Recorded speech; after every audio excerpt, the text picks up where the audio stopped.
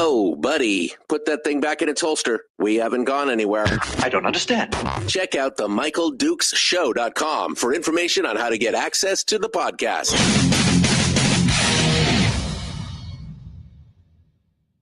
Welcome to the party, pal. The Michael Dukes Show. I have 2 guns, one for each of you. Firearms Friday. As Thomas Jefferson stated, it is the right and duty of the people to be at all times armed. Say hello to my little friend. I say that the Second Amendment is, in order of importance, the First Amendment. The right to keep and bear arms is the one right that allows rights to exist at all. The Michael Dukes Show.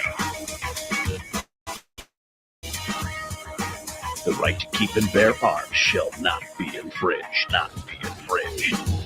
Firearms. From my cold, dead hands. Friday.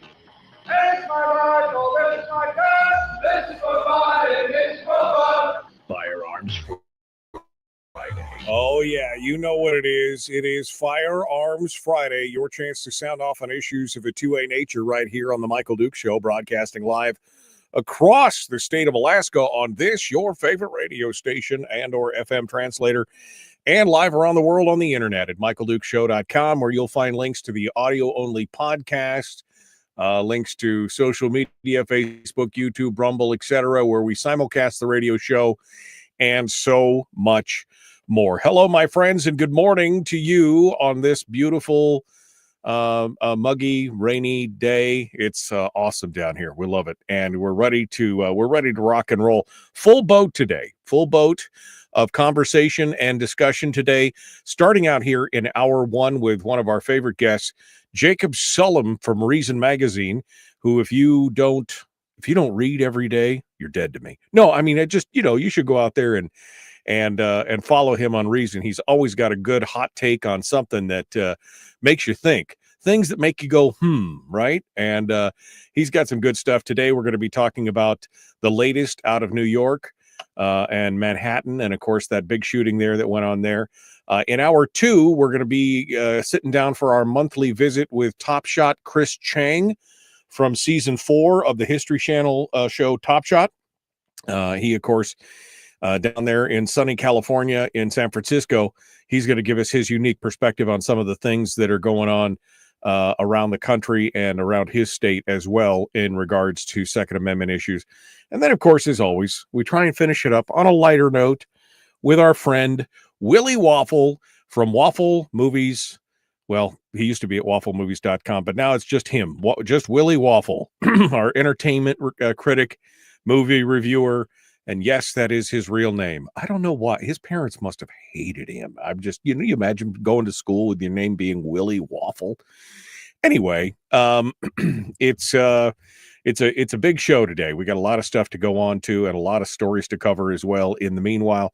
But without further ado, let's dive into it, since Jacob is waiting in the wings in the green room, and he looks like he's eating all of my virtual donuts and drinking all of my virtual coffee. We need to get him out of there before it gets too far along. Jacob Sullum from Reason Magazine joins us right now. Hello, my friend. How are you doing? I'm doing all right, except the virtual coffee was not hot enough. I know, and of course, all those sprinkles on the virtual donuts just make them almost inedible. I know how it is. It's all good. Good to see you, my friend. Thank you for coming on board and joining us today. I was following along with your writing on this, and you wrote your first article about the shooting right afterwards there at the end of July, and you've got your latest piece, which just came out, kind of continuing that branch. And it seems like the folks who are in power, especially those who are, anti-liberty, anti-freedom, anti-citizen, always find some excuse for why what we really need to stop this heinous, illegal, unlawful actions are just more laws, right? Just more laws and everything else. Let's start off with your with your piece back from July, when you basically start off talking about how Governor Hochul in New York is blaming Nevada's gun laws for the mass shooting and assault weapons, by the way, even though it really wouldn't have mattered how many shots he had or what he could have done it with a handgun, et cetera, et cetera. Let's start there. This seems to be a common refrain in these kind of situations. Yeah, I mean, so one question that's raised whenever a mass shooting happens in a state that has strict gun control laws, like New York does, like California does, uh, people say, "How come the laws, didn't prevent this event?" And so Hochul's response is, "It's not our fault. We did what we could, but other states need to fall in line." And in particular, she suggested that Nevada has weak gun laws. And now her emphasis, you mentioned assault weapons. That was her emphasis. Her statement ended with a call to Congress to pass a federal assault weapon ban. The reasoning being that New York can ban them, California can ban them, several other states can ban them, but as long as they're allowed anywhere in the country by any other state, we're not safe. So Right. that's why a federal ban. And as you mentioned, it doesn't really make sense because he killed 4 people at the office building in Manhattan. He easily could have done that with a handgun. He had at least one handgun, we know, because he had a carry permit in Nevada. And so without, well, we should get into it, I suppose. I mean, if you look at what actually makes a gun a so-called assault weapon in New York State, take a gun and give it a fixed stock as opposed to an adjustable stock. That could make it legal. No, you're not allowed to have bayonet mounts. You're not allowed to have pistol grips and so on. It's a set of features, half a dozen features, any one of which will make a semi-automatic rifle that accepts a detachable magazine illegal. But getting rid of those features doesn't fundamentally affect the power of the weapon to kill people. Right. The lethality. Certainly not in close quarters at a situation like this where a guy walks into an office building. He easily could have accomplished the same thing with an ordinary handgun. So that didn't really make sense. And she didn't, at least in that statement, really elaborate on what else she meant when she said, our laws are better. Everybody should have laws like ours. But one example of what New York has done is requiring background checks for private sales, and Nevada already does that. Another example is a red flag law, which allows courts to suspend people's Second Amendment rights when they're deemed to be a threat to themselves or others. Nevada has one of those too, right? The issue of the exact model of gun that's allowed in New York versus Nevada, that was clearly a red herring. In these other respects, Nevada has copied New York. So it's not clear in what sense you can blame Nevada's laws for allowing this to happen. Right. Well, I want to make a very valid point here that even with all these things, all of New York's stuff and everything else, the fact that he legally obtained firearms in Nevada, transited, umpteen number of states to get there, including passing through New Jersey, of all places, which is almost second only to New York in gun laws, and then got in there into Manhattan, where all these laws were in effect, including the law that thou shalt not kill and not murder people. This was all, the laws didn't matter. He had decided to break the law. This is the thing that politicians don't seem to get. Criminals, by their very definition, are already ignoring the law. Adding one more law doesn't really seem to slow them down. Putting a placard up saying no guns allowed in a mall or some other location doesn't really seem to slow them down. No, it comes down to practical obstacles that you can erect. So you have to ask, what is the practical impact on somebody who's planning to commit mass murder, right? So as you mentioned, you can go, New Jersey has very strict gun laws. Just by transiting New Jersey with the guns, he was breaking the law. But obviously, if he's on his way to commit mass murder, he doesn't really care about that. In the New York Times, several articles were talking about how he had a carry permit in Nevada, but he probably couldn't have gotten one, or maybe couldn't have gotten one in New York. And I'm thinking, how is that relevant? It's not like the fact that he didn't have a carry permit. He didn't have a carry permit in New York State. That did not deter him, right, from carrying weapons. So that's sort of thing. It strikes me as absurd. Um, One issue that people ask about is this guy clearly had psychological issues. Often the case after after a mass Right. shooting, you find out that the killer had psychological issues, and in particular, uh, he was subject to a couple of psychiatric holds in Nevada. Right. But New York, of course, and Hochul, she didn't say psychological hold. They said he had been committed, which, of course, this is where words matter because Right. commitment and a psychological hold are two totally separate things, right? Right. The New York Times reported in a headline and the other day that he had been committed, that police had committed him, which police don't have the power to commit people. That has to be done under court order. What was confusing is the New York Times last week said he purchased the gun legally. What do we know from that? Well, one of the things we know is he didn't have a disqualifying criminal record. He had no significant criminal record. But we also know he had no disqualifying psychiatric record. So then after telling us he bought the gun legally, even though he was, had this history of psychological issues, it turns around and says, you know what, he was committed. They can't both be true. It can't be it can't be true that he was allowed to buy a gun and also that he was committed, because that if he had been committed to a mental institution by court order, that would disqualify him under federal law and also Nevada law. Right. So that's not what happened. He was put on. He was psychiatrically evaluated twice. On both occasions, his mother reported that he was suicidal. So that's the first thing, is that it wasn't.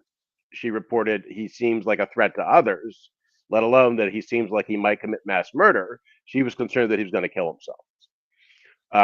To get one of these evaluations in Nevada, you can get somebody detained for up to 72 hours. All the police need is probable cause to believe that the person, because of mental illness, poses a substantial risk to himself or others. And probable cause is a pretty low standard.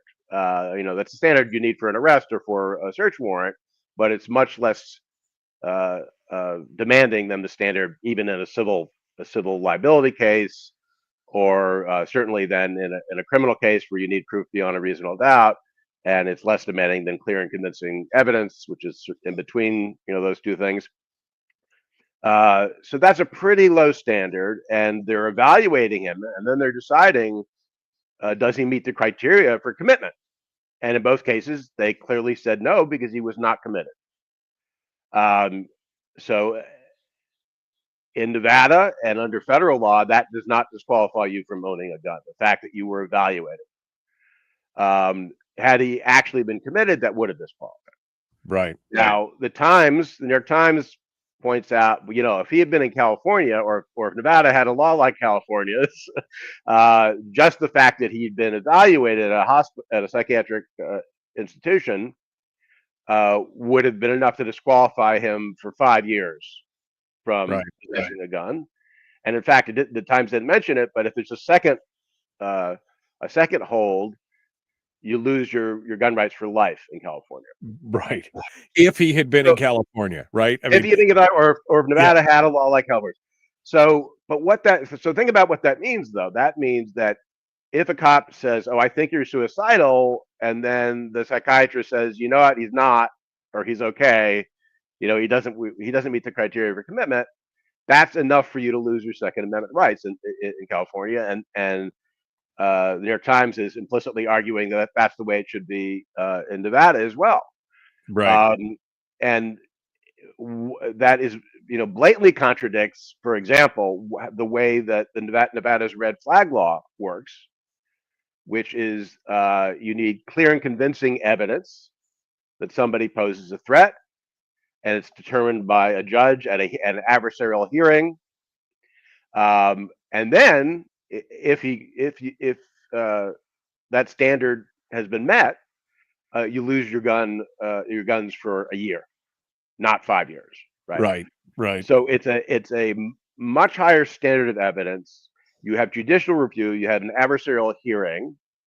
and even then you're only losing your gun rights for a year. But the Times is saying, really, you just need a policeman's hunch, right? Right. Probable cause asserted by a police officer, and that's good enough, right? So I understand where this is coming from. Obviously, people are thinking maybe, if he had not been allowed to buy that gun, this wouldn't have happened. This is debatable because he already had, handguns. He could have purchased a rifle from somebody who was not, following the rules about going through a licensed dealer like you have to do legally in Nevada. So it's not clear that really would have prevented it, but I understand why people are saying, look, this guy was very troubled. Why was he ever allowed to buy a gun? But you have to think about what sort of policy would have made that illegal, and then think about the consequences of that policy, the broad consequences, right? So maybe you might catch one guy like this, but think of all the other people. The vast majority of people who would be affected by that rule are not, potential mass murderers. Well, and there's a whole secondary effect to that as well, which is, would people seek mental health help? Would they do it? Or, as you said, it only requires probable cause from a police officer, and all you have to do is go on YouTube and type in police audit and watch all the videos of police abusing their power in every level in every state in the union, and realize that's a very dangerous thing to do, to say the police would have the ability to bar you from having your Second Amendment rights for the rest of your life simply by suggesting that you may be suicidal and they want to put you on a hold. I mean, there's a lot of problems here. But of course, the big thing, and this is talked about in almost every instance of an incident like this, is, of course, the whole thing about the universal background check, which you get into in your second article, and I want to talk about here in just a moment, but we're coming up on the break. So let's get back to that here in just a moment.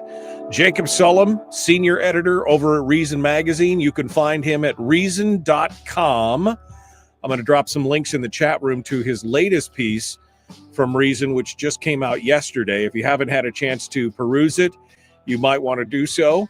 And of course, just go to Reason and read all the stuff that Jacob writes, because it's all good stuff. We'll be back with more. Don't go anywhere. The Michael Duke Show, common sense, liberty-based, free thinking radio. We'll be back with more right after this.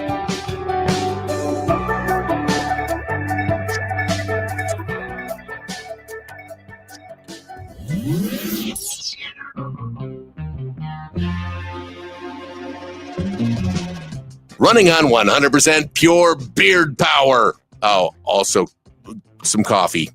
We dip our beard in coffee. Ha, nice beard. The Michael Duke Show.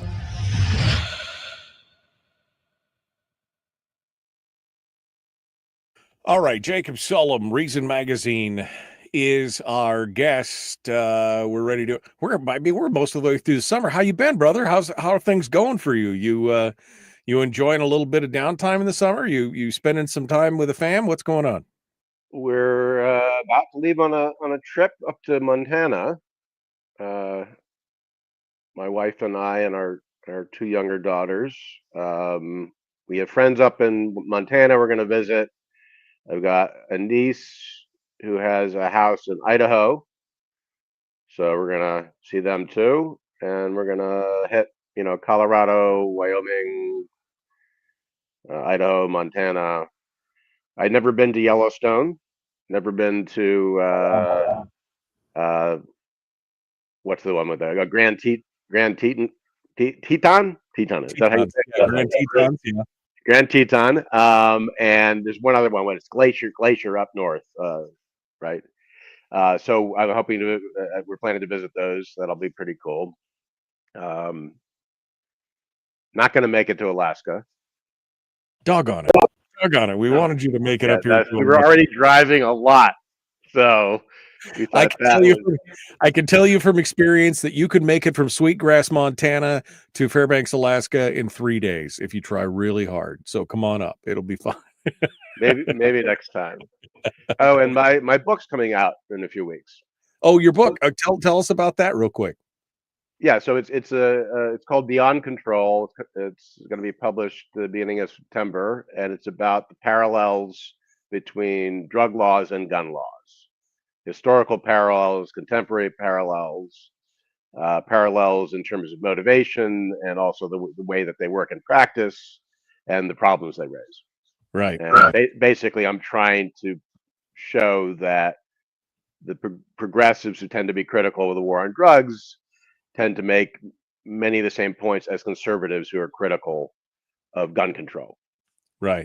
And that they have a lot more in common than they generally realize. See, I'm bringing people together. That's what it's that's what it's all about. That's the positive spin on the book, and the negative spin is that this is a book that will alienate everyone.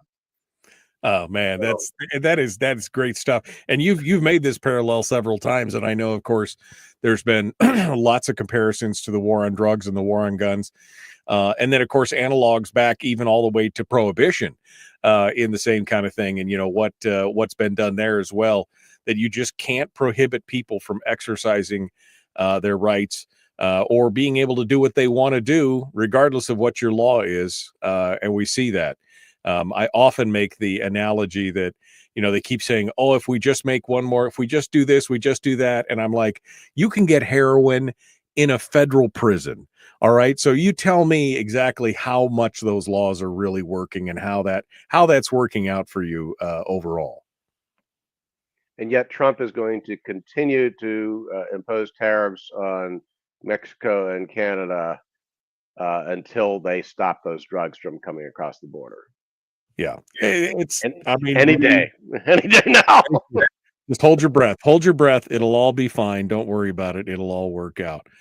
But this, again, I think what we're starting to see here, and we're going to get into this in the next segment with Hochul and all the others who, again, are calling for the whole universal background check. And I think you really touched on it there in the first segment, where you're like, in hindsight, everybody looks back and what could we have done?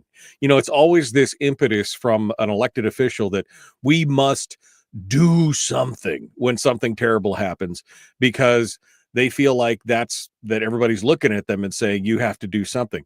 In most cases, the best thing to do is to do nothing, because it's an aberration. It's people who have decided to break societal norms, break the law, do whatever. You can't legislate evil, morality, or insanity. You just can't legislate those things.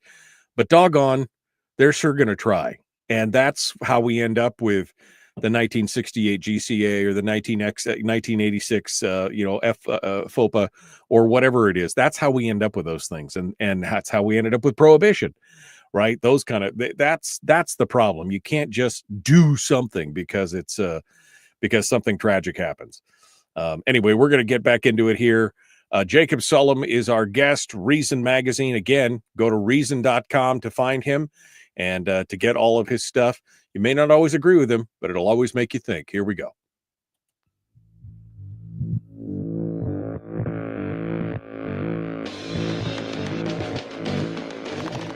What the hell's an assault weapon? If we could just figure out how to get all of the murder guns and the attack guns and not keep selling those to people and just sell protection guns, I think that would be great and solve a lot of problems. Does this mean that if we hurt your feelings, you'd consider the Michael Dukes Show assault radio? Okay, we can live with that. Here's Michael Dukes.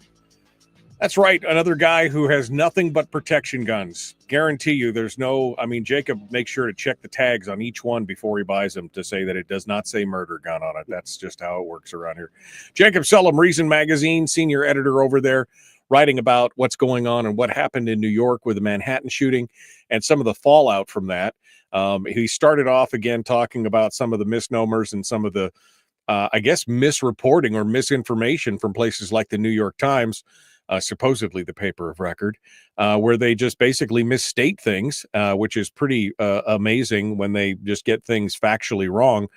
But of course, now we're hearing the one thing that we always hear after some kind of tragic shooting is that what we really needed was universal background checks, more universal, stronger, bigger, badder, bolder universal background checks. And of course, the point is that this guy had passed all the background checks. He had a concealed carry permit. He purchased his rifle from a friend, but they did it through an FFL. He had to go through the 4473 and the background check and everything. But the background checks are a red herring in this situation. Am I wrong, Jacob?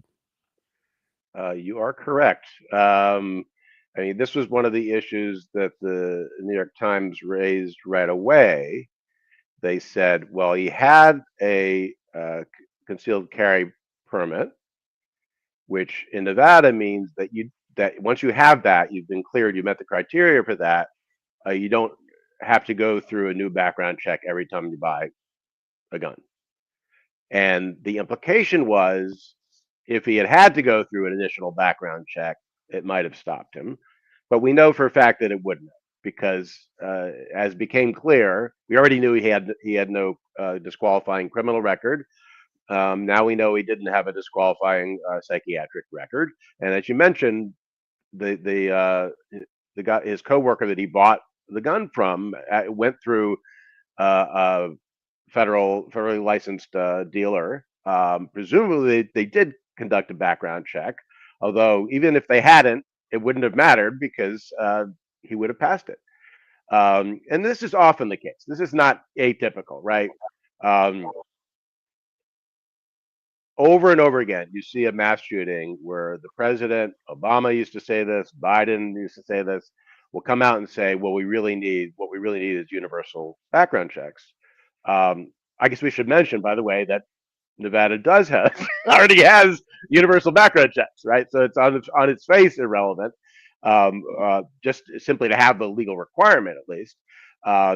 But this is the sort of reflexive response from politicians, is that after a mass shooting, if only we had universal background checks, then we could catch people like this. And typically that is not true. Why is that not true?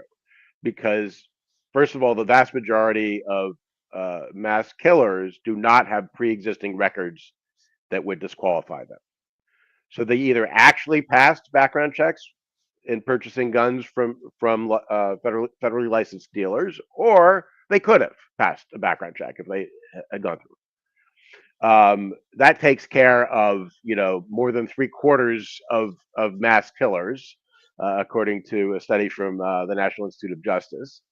And then you have people who may be disqualified for one reason or another, but have other ways to obtain guns. And the most striking illustration of that is people who are too young to legally buy guns, right? And who go and they commit mass murder at a school, and typically they're getting their guns from family members, from relatives. Right. I mean, this right.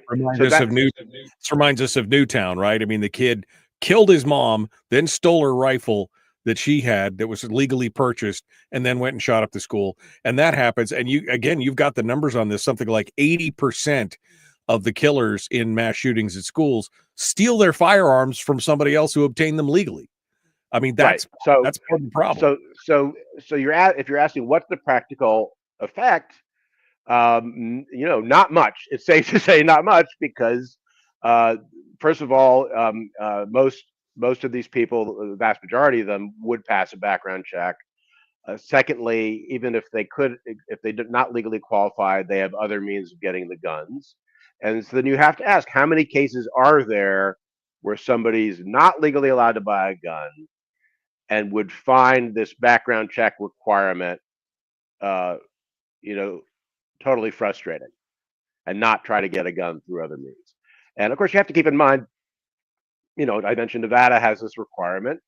I don't know how many people in Nevada actually follow that requirement, but it means that if you are selling your own guns, that you have to go through a federally licensed dealer and have a background check conducted.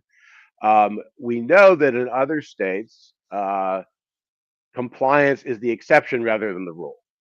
That people either don't know about the requirement, or they don't want to have to shell out money to a dealer. They don't want to have to put in the time. It's inconvenient just to get, to dispose of your own property. You have to jump through all these hoops. People in many states, at least, generally do not comply with that, right? So you're assuming first that people will comply with the rule, which is not necessarily true.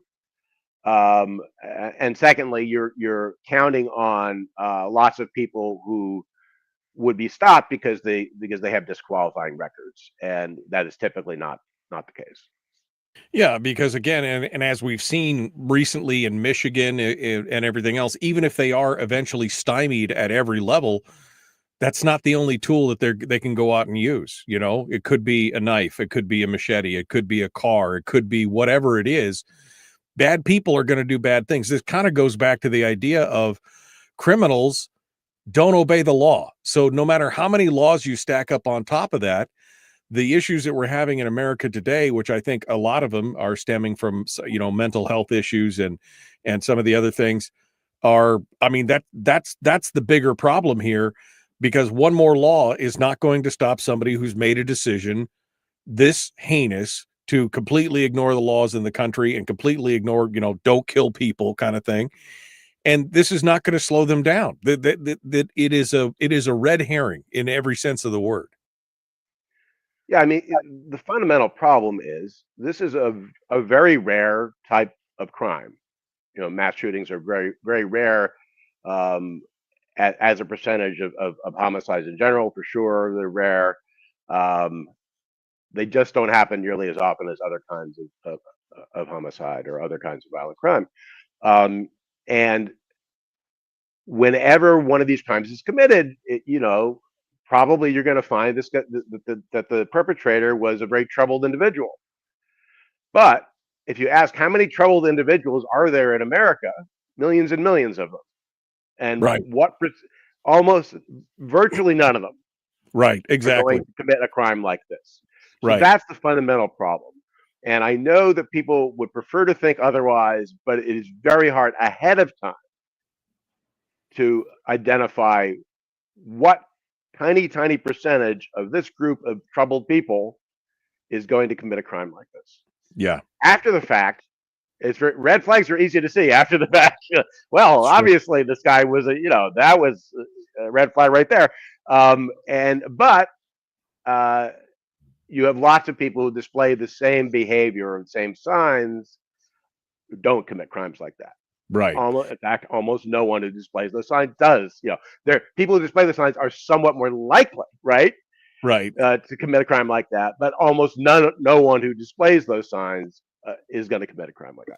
Well, So given that, it's very hard to come up with criteria, whether it's through background checks or through red flag laws that are going to filter out this tiny fraction of the population, even among people who are angry and troubled and lonely and all that. Right. It's a challenge that can't be met, really. Right. And what ends up happening is politicians or legislators in particular are tempted to cast the net as wide as possible in the hope of catching, a potential mass murderer.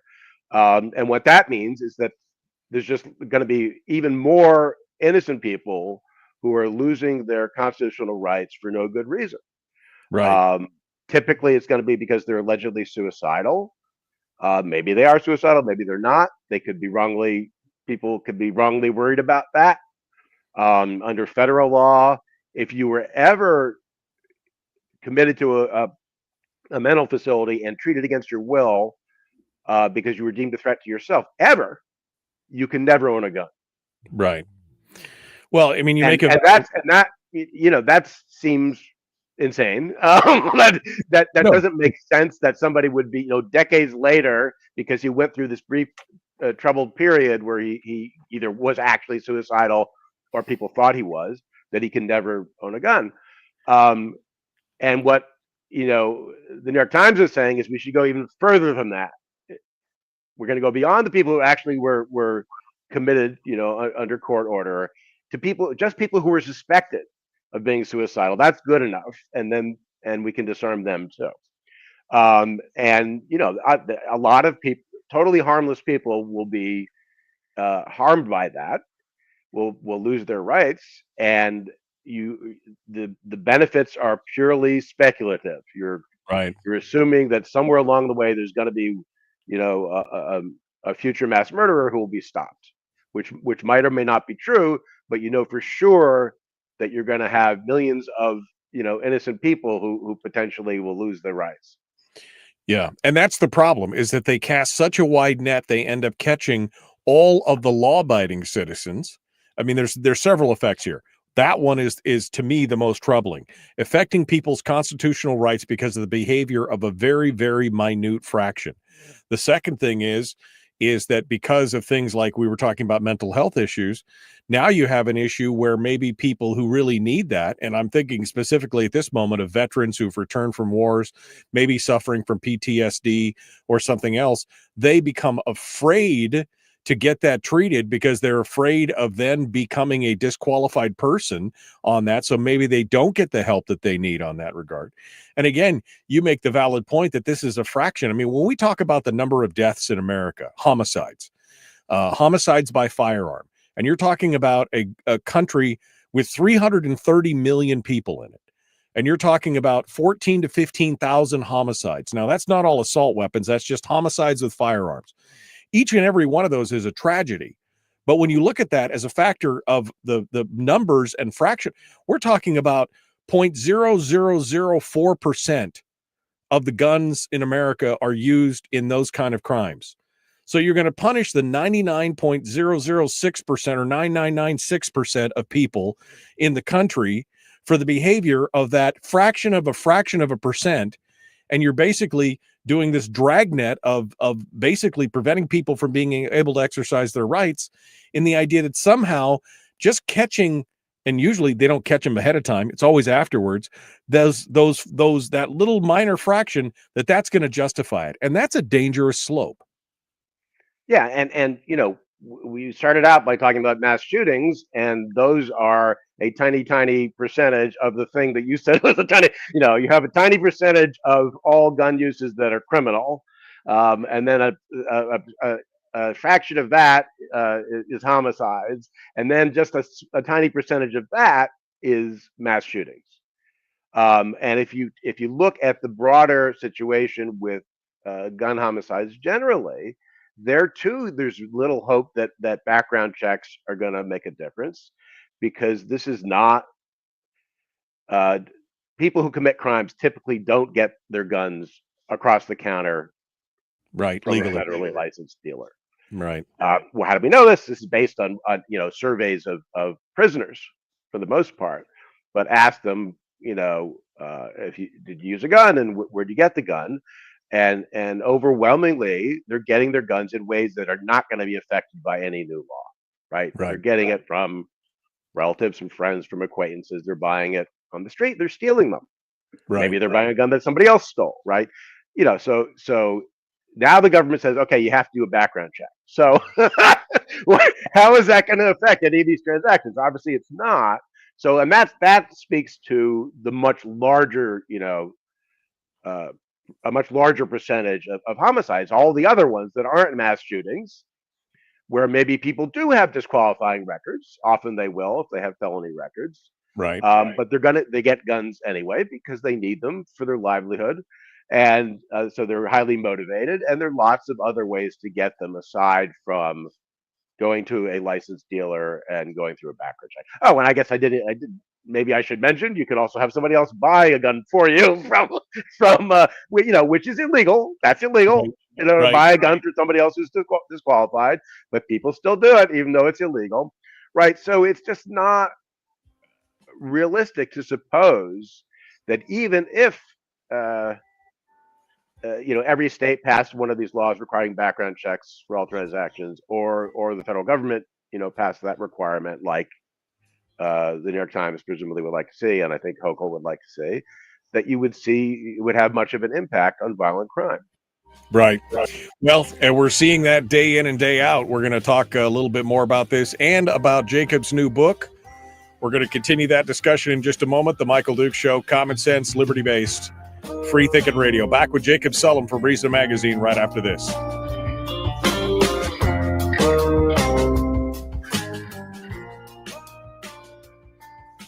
We're broadcasting live through a series of tubes. Allowing all of these entities to provide streaming stuff going on the internet. Well, it's kind of hard to explain. Sorry. Streaming live every weekday morning on Facebook Live and MichaelDukesShow.com. Okay, we are in the break. Jacob Sullum, Reason Magazine, is our guest. It's that's the thing that kills me on this, Jacob, is that, again, the dragnet has been cast so wide on this that you have legal law, because most Americans are, law abiding, right? They're rule followers. They want to do it. They want to do the right thing. They want to, and so they're the ones that end up having to jump through all these hoops, and in many cases end up disarming themselves and making them more of a victim, making them a juicier target, because the criminals have decided they don't really care anyway. And so the ones that are being hit and hurt on this are the people who live in high crime neighborhoods. A lot of times it's John Lott and I have talked about how it disproportionately affects, minorities and low income people, because they can't afford to protect themselves, because they want to be law abiding. So because of this fraction of a percentage of people who will do bad things with guns, you've got 99% of the American people out there who are disarming themselves because the politicians feel like they need to do something. Yeah, I mean, I get into some of these issues in my book, including the point about the disproportionate racial impact of gun control laws, especially when you combine them with drug laws, right? So, for example, if people have been, convicted of a drug felony, even if it's nonviolent, they're not allowed to own a gun ever. They live in a dangerous neighborhood, they're out of luck. They can't legally protect themselves. And if they get found with a gun, that's another felony. Now they go back to prison, right? So if you err on the side of protecting yourself, even though it's not technically illegal, you run the risk of being arrested and imprisoned for another felony. And because of the odds of getting convicted of a drug crime as a black person versus a white person, that person who's disqualified from owning the gun is disproportionately likely to be black. And then it just kind of snowballs, because once that one crime is on your record, now you can't own a gun. You own a gun, that's another felony. Now you're a two-time felon, right? So I get into the way these laws work in practice, and as you said, they work to disarm people in precisely the places where people most need guns for self-protection, because it's those jurisdictions that tend to have the strictest laws. And I mean, look at the Supreme Court cases, right? Right. One was in D.C. and the other one was in Chicago, and these were just outright bans on having handguns at all, right? The initial plaintiff in the D.C. case was a black woman, and the plaintiff in the Chicago case was a black man who lived in rough neighborhoods and wanted to be able to protect themselves. That's all. It wasn't anything nefarious about it at all. Anyway, so I get into that and then talk about that in light of the historical background to gun control, which of course was, to keep slaves from rebelling and to keep black people in their place. That is the original motivation for gun control laws. So you have this really racist history behind it, and you have these continuing disproportionate effects. It doesn't mean necessarily that everybody who supports gun control nowadays must be a racist, but if they're not, they really should take a look at how these laws actually work in practice and ask whether this is what you want. Right. I mean, that's why you see some black public officials saying maybe we should try to distinguish between actual criminals and people who are just trying to defend themselves. Right. Well, we've talked about the racist roots of gun control for years, and where it came from and what it's doing. And again, that disproportional effect is still there, as you point out in this. And another thing that I just thought of while you were talking about this, we only got about a minute before we jump back in, but especially in light of today's modern era, where we have the legalization of marijuana across the country, that's created another fold and wrinkle in this whole new thing, because you can drink yourself silly on a Friday and Saturday night and still own a gun. But if you If you use marijuana to relax or treat your anxiety or just for recreation or whatever, now you're legally barred from ever, it becomes a more slippery slope with this state versus federal laws and everything else. It's a whole different thing. Yeah, it doesn't. I mean, the state legalization doesn't matter under federal gun laws. If you use marijuana, even in a state where it's legal, you own a gun, you're committing a felony. Well, every day. If you're a marijuana user who owns a gun, you're committing a felony every day. I just read a story at Reason comparing Hunter Biden's gun case, which involved, the fact that he owned a gun when he was a drug user, right? And he ended up, of course, getting no penalty at all. Hold on, Jacob. We're going. Hold on, we're going to jump back into it. Here we go. The Michael Duke Show.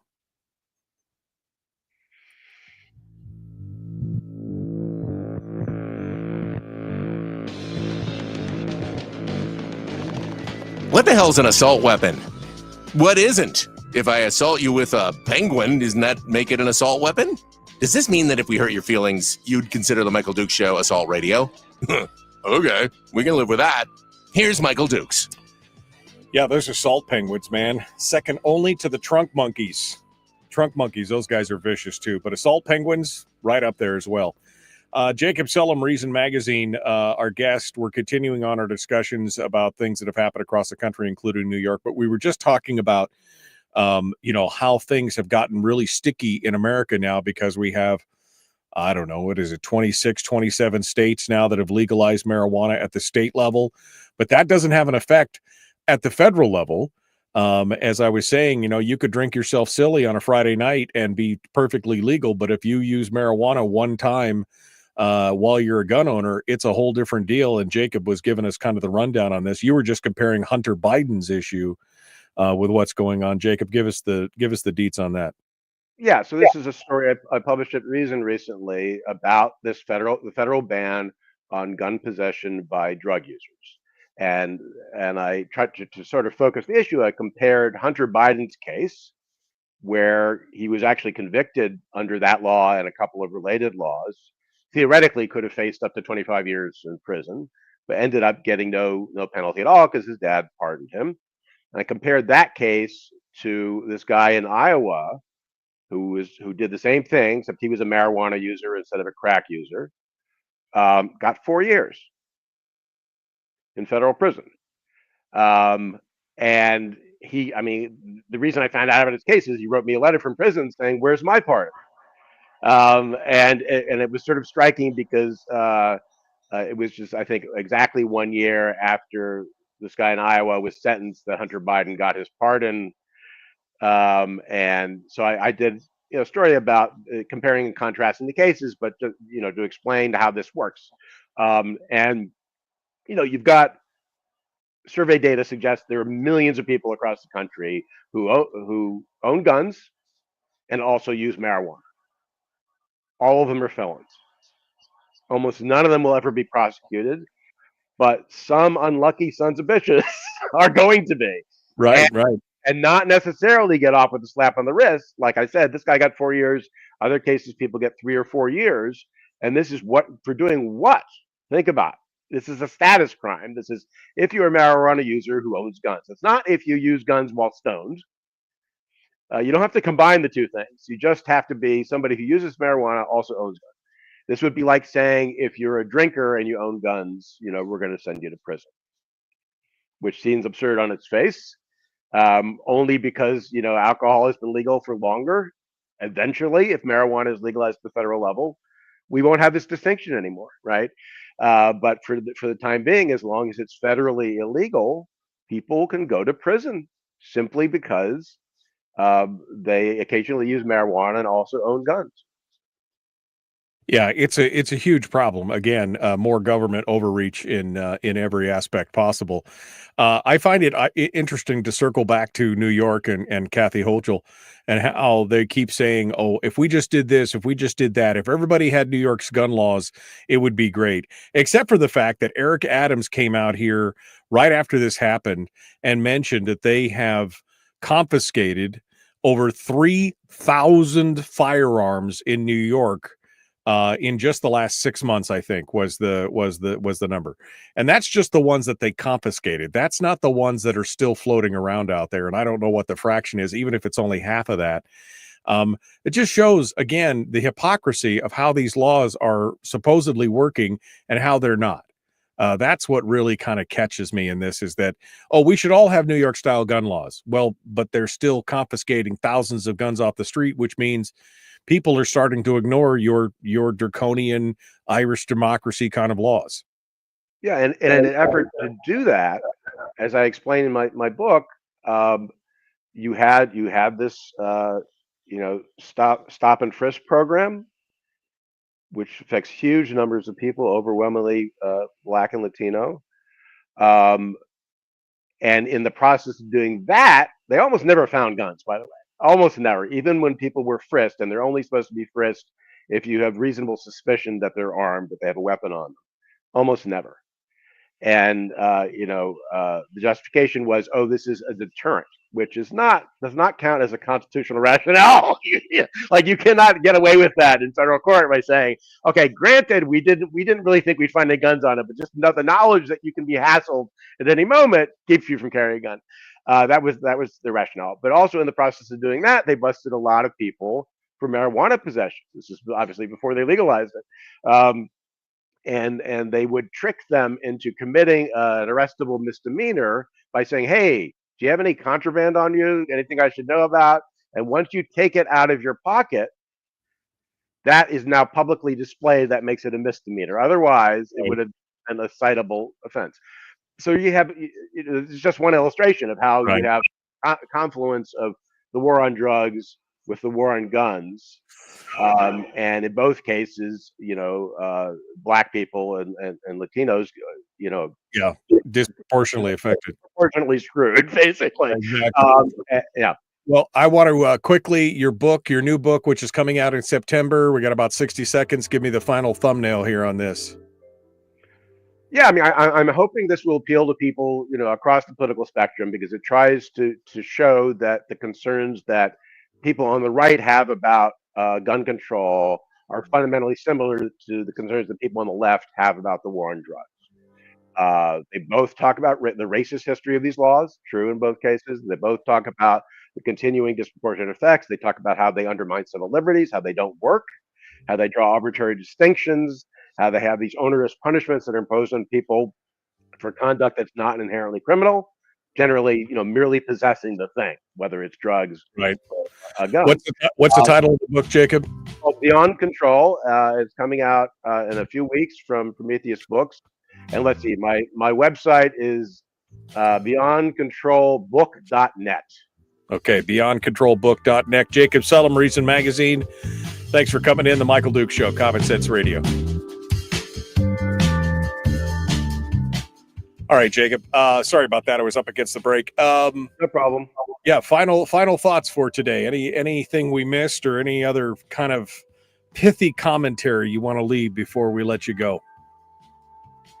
Oh, I don't know. You hear the same thing over and over again. At a certain point, I got tired of writing these stories because it's the same basic script over and over again. Yeah. But what it tells you, like when somebody reacts to one of these crimes by saying, well, that's why we need a federal assault weapon ban, or that's why we need universal background checks, it tells you that they really don't have any arguments, right? Especially when you go look at the details and you say, well, actually, that's totally irrelevant to the situation. That would not have made a difference. And obviously the implication is that it would have made a difference, because otherwise, why are you saying that now? Why are you saying that in response to this event if you don't think it would have made a difference?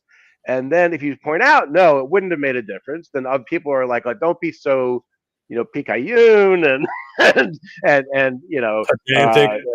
be pedantic. And it's like, it kind of matters. It kind of matters whether these laws actually can reasonably be expected to have the protective effect that you're hoping for.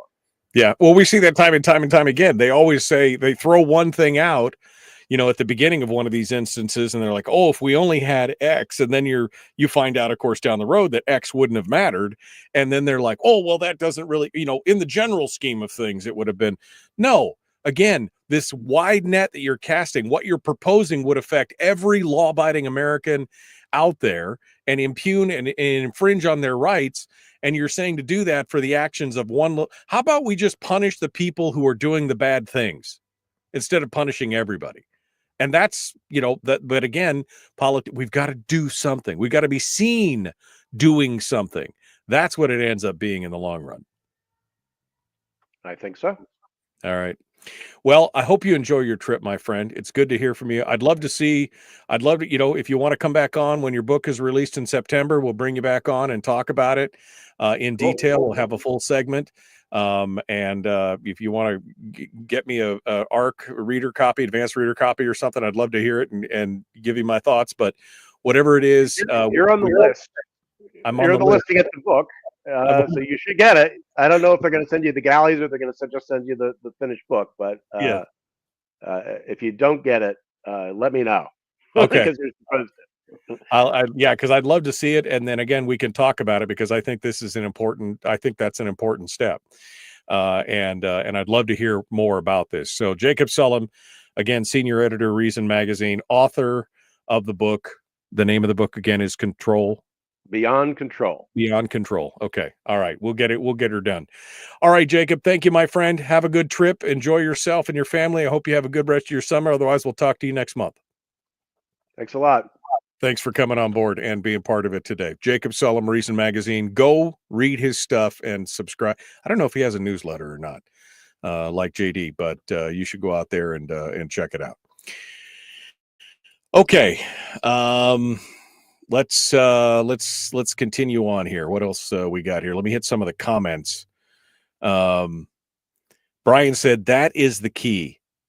Do something. The politicians feel like they have to do something. And that's the thing, because they have to be seen do it. That's how they get reelected. Oh, if we only could do something. And again, that's part of the problem here. You're affecting so many law-abiding citizens in so many ways. And when you really should just be punishing the criminal element that's doing the bad things. Anthony says, oof, that's a book. Gun control laws at face value are idiotic. They only serve to infringe and restrict those that actually obey the law. True gun control reform needs to happen at the point of sale. Punishment for crimes committed with firearms should be exponentially increased to deter criminals from using them. Kill somebody during a robbery, fast-track death penalty, stuff like that.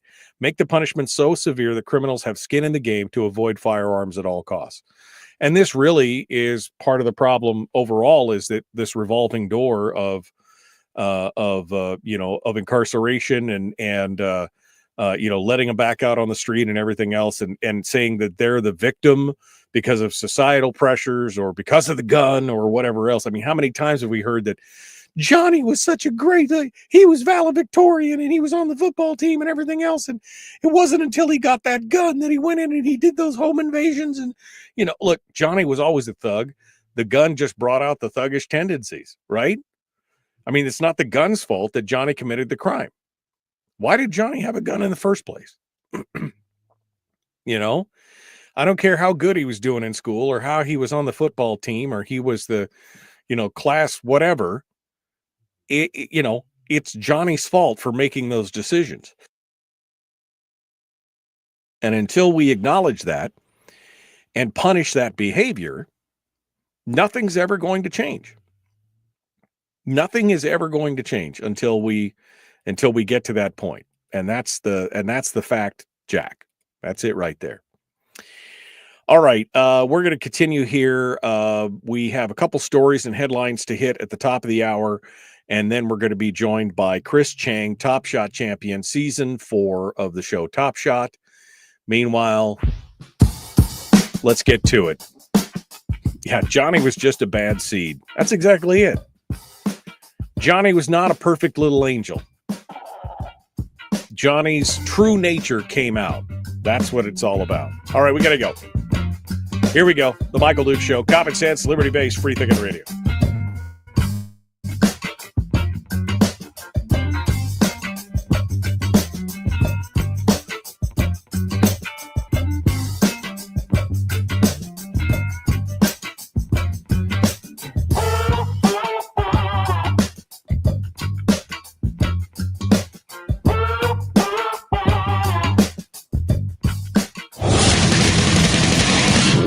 Buddy, put that thing back in its holster. We haven't gone anywhere.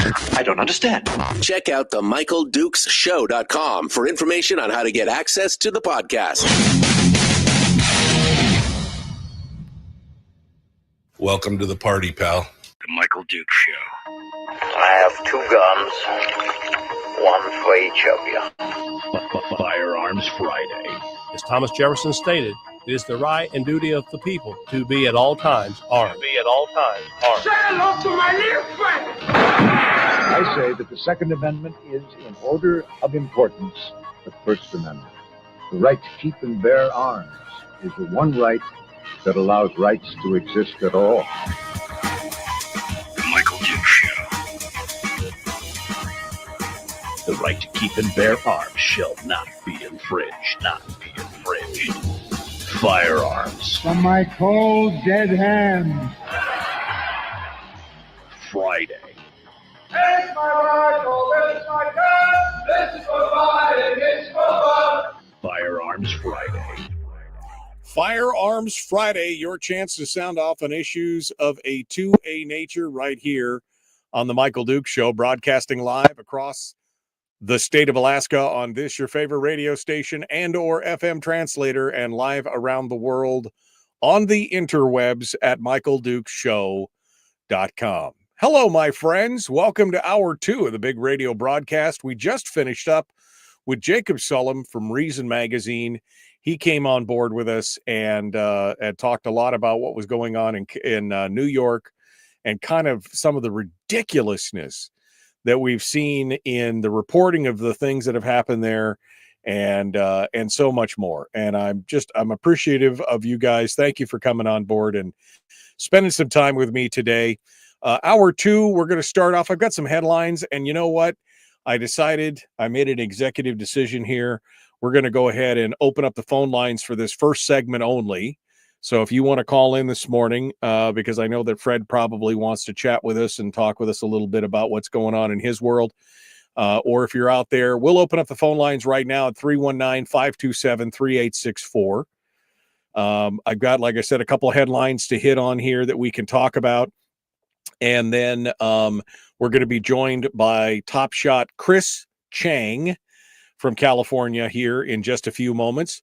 And he'll visit with us about what's going on in his world and what he's seeing and his thoughts on all the madness that's happened out there, including what was going on in New York. And then we'll finish up the show, as we always do, with our friend Willie Waffle from wafflemovies.com.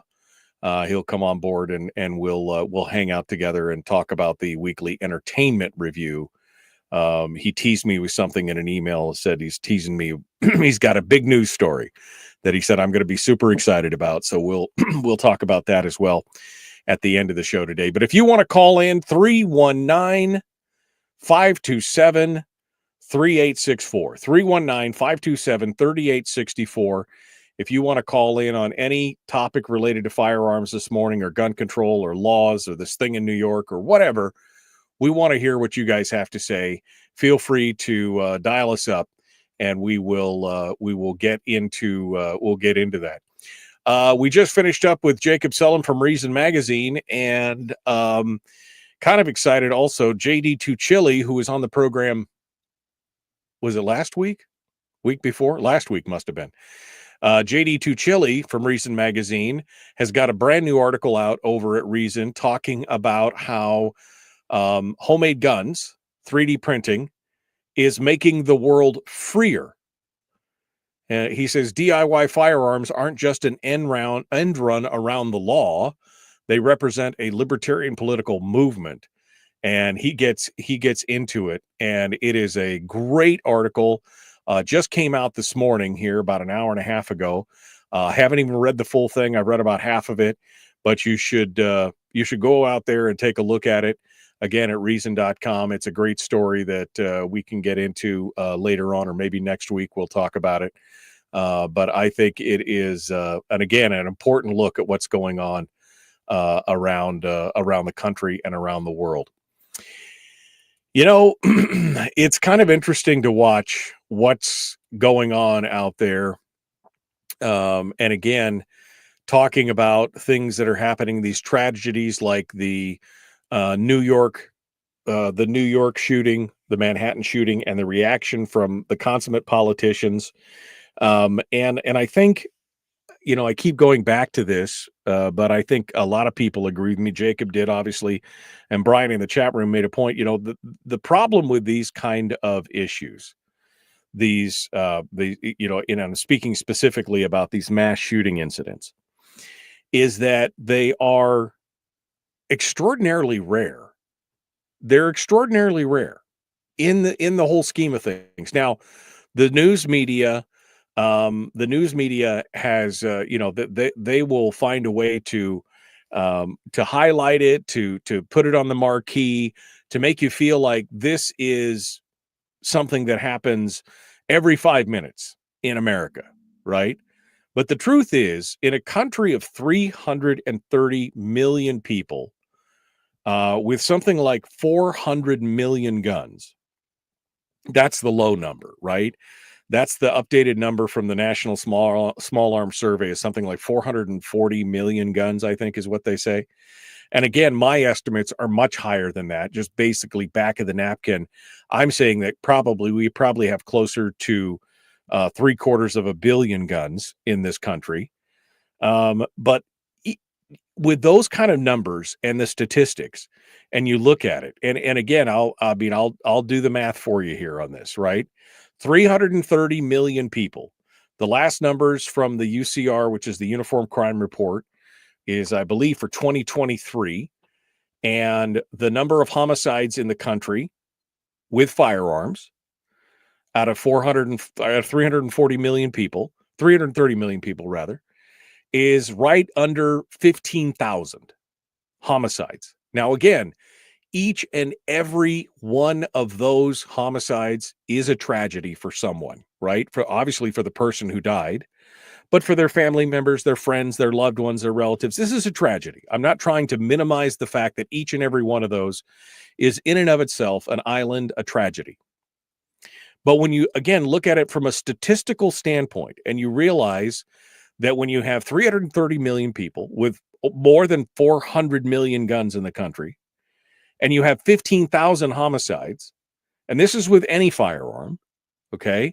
Because if you really want to drill down into the numbers, and you realize that the number of people in the country who are killed with rifles, not just assault rifles, any long gun. See, because the UCR doesn't break out rifles into different categories. It's all long guns. So again, hunting rifles, squirrel rifles, long barrel, your granddad's deer shooter, whatever it is, or an AR-15.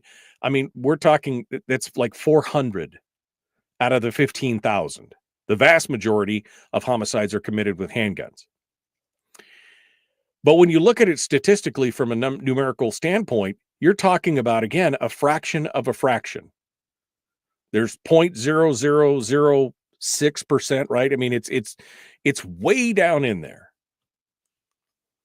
But the way that it's portrayed in the news media and by the talking heads and because it's sensational. It's sensational. They're looking for clicks. They're looking for relevance. They're looking to, get that out there. And it also fits their progressive philosophical narrative of, if we only just didn't have these, well, you might as well just say, if only we didn't have air. Because this is what's going to happen. Again, we were just talking with Jacob Sullum. We were talking about New York, et cetera, et cetera. And you look at the fact that New York, in just the last 6 months, New York City, one of the most stringent gun control capitals of the world, they confiscated over 3,000 firearms. 3,000. And that's just what they confiscated. I mean, I don't know if that's 10% of the number of guns that are actually out there or 50% of the guns that are out there, but in just the last 6 months, in a place where, again, guns are already outlawed. All you're accomplishing with all your behaviors and all your components, all you are doing is basically making it harder for law-abiding citizens to be able to defend themselves against the actions of other criminals. And when, and again, this is all pumped up by the news media, right? They highlight the fact that, oh, this is a the whole New York Manhattan tragedy where 4 people died is headline news for days. And yet the most recent attack in in Michigan at the Walmart, where the guy went around and stabbed 11 people with a knife, with a pocket knife, a folding pocket knife, and then was stopped and detained by a law-abiding citizen with a gun. That doesn't even break the top 5 in the headlines. It's mentioned, it's here and gone. And it's mentioned just as a mass stabbing, just a casualty event. Nobody died, luckily. But it's just mentioned in passing with no conversation about how a good, upright, law-abiding citizen with a firearm was able to stop the incident and stop the perpetrator.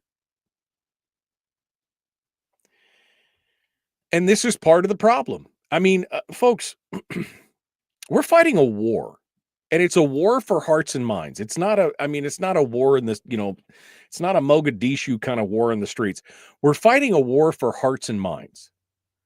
We have got people who are out there, who are, in the media, who are in the political circles, who are part of this elite capture, who are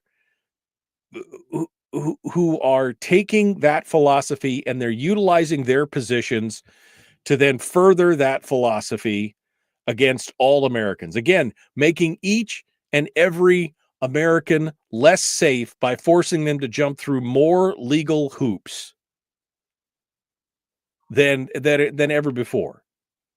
We are in a war for hearts and minds. And we have a news media that is totally complicit with the powers that be, that doesn't focus on, again, the stories of the good guy who does the right thing, who's legal and law-abiding, who stops the bad behavior and the evil that's out there. And yet they highlight and parade the other evil that is out there, and they focus on it. And you wonder why people think they're afraid to leave their homes. Because that fear helps the establishment rule over you. It allows them to make you fearful so that then you will capitulate to whatever they desire. You will capitulate to whatever it is that they want. Oh, these guns are evil. It's Mogadishu out there. You could get killed by stepping off your front curb. We need to take guns now. Okay, take them now. And if you want any example of this, just look back to what happened in COVID. If you step outside your house, you're going to die.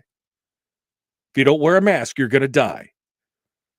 If you eat at a restaurant, you're going to die. I mean, meanwhile, our powers that be, Gavin Newsom, and et cetera, are, again, we are in a war of hearts and minds. And I got to go. We're going to continue. On that happy note, let's bring on Pretty Boy Floyd. Who's that? Oh, Chris Cheng, Top Shot champion, season 4 of the show Top Shot. Much better looking than me. We're going to be back with more. Was that an espresso? Seriously. So we're drinking. I just look over, he's drinking my espresso now. Not just my virtual donuts, but my virtual espresso. It's real espresso. All right, we're going to continue. We'll be back. Common sense, liberty-based, free thinking radio.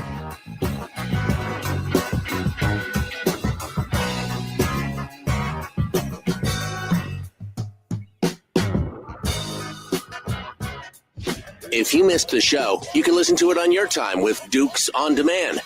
Oh, and it's free. Like America used to be.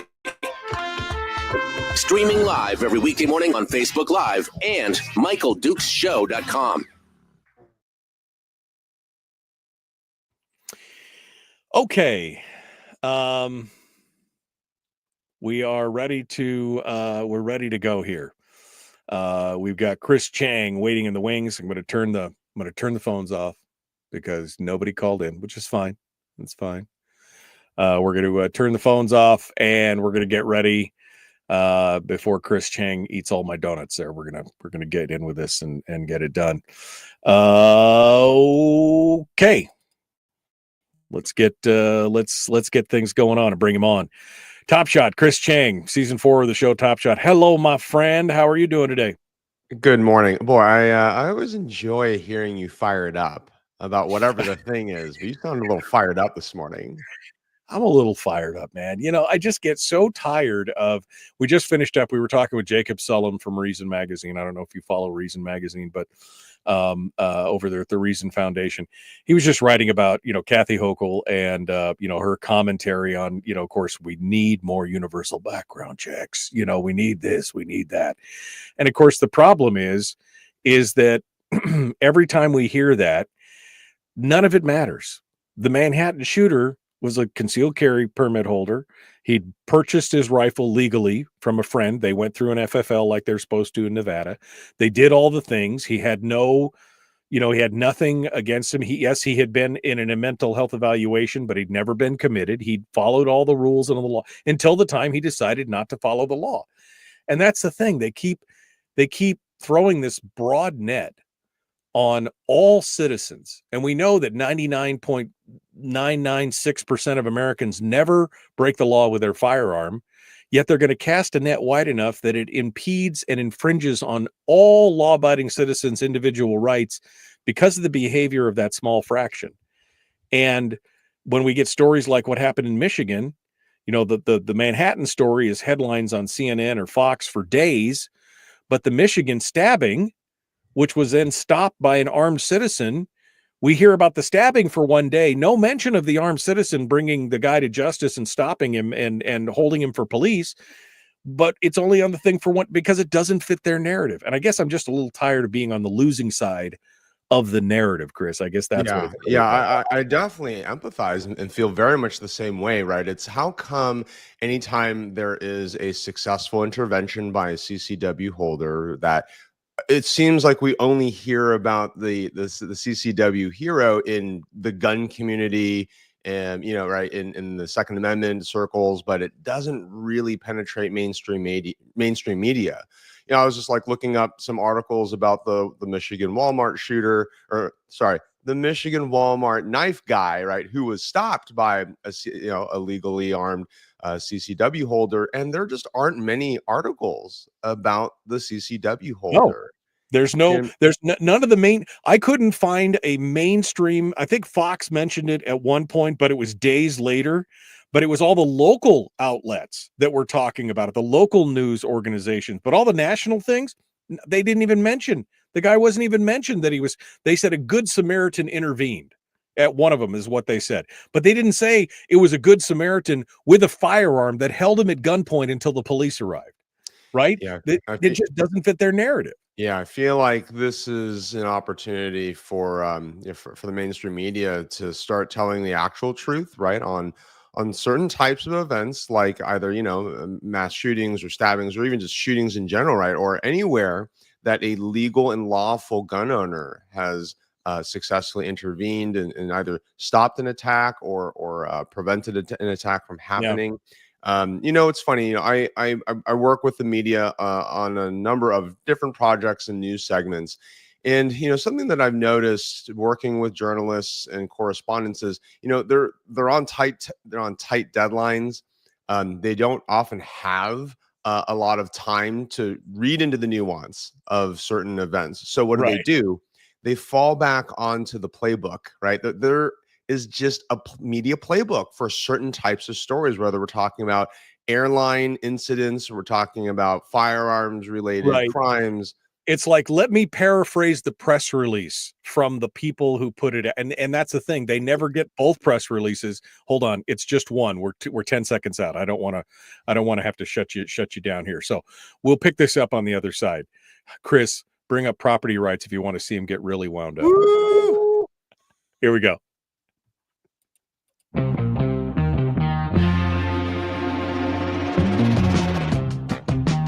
What the hell is an assault weapon? Does that mean that if we hurt your feelings, you should consider the Michael Duke Show assault radio? Okay, we can accept that. Here's Michael Dukes. Kind of a dick, but somewhat funny. See, I fooled him. Yeah. Chris Ooh, a new spicy one.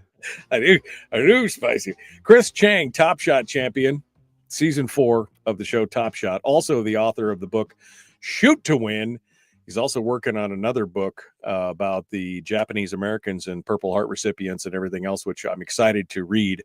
I hope I'm on the advanced reader list for that so that I can. Oh, you betcha. Yeah, I can give you some feedback on that. Chris Cheng joins us today.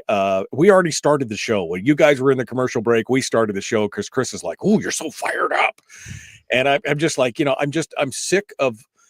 I was just saying before we came into the break that we're in a war, and it's not a war in the streets like Mogadishu style. It's a war for hearts and minds, and we're losing because the news media is, and the politicians, the entertainment industry, they're all part and parcel of the same problem. They all have this philosophy of bigger government's better, and you shouldn't have guns, and this kind of utopian ideal, and we're losing that war because that's all we're seeing and all we're hearing. And the Michigan stabbing incident was really the trigger for this, because you have a guy that goes in, stabs 11 people.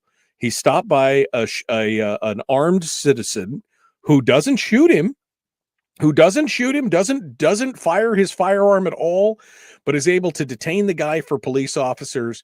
And there's not a single mention on the day of or in the days following. It was like 5 days later, I think, that Fox News mentioned that the armed citizen was armed, and that instead it was like a good Samaritan helped, or several good, and that's the thing. They keep portraying it as if there is no good use of a firearm. And you were talking about this before I interrupted you to come back on the air, so I'll give it to you, Top Shot Chris Cheng.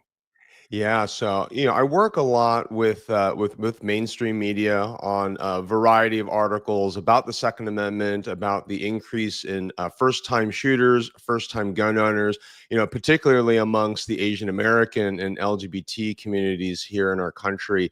And so I was recently with a national media correspondent for one of the mainstream media folks, and one thing that I noticed is that a lot of these media outlets, they are under tight deadlines.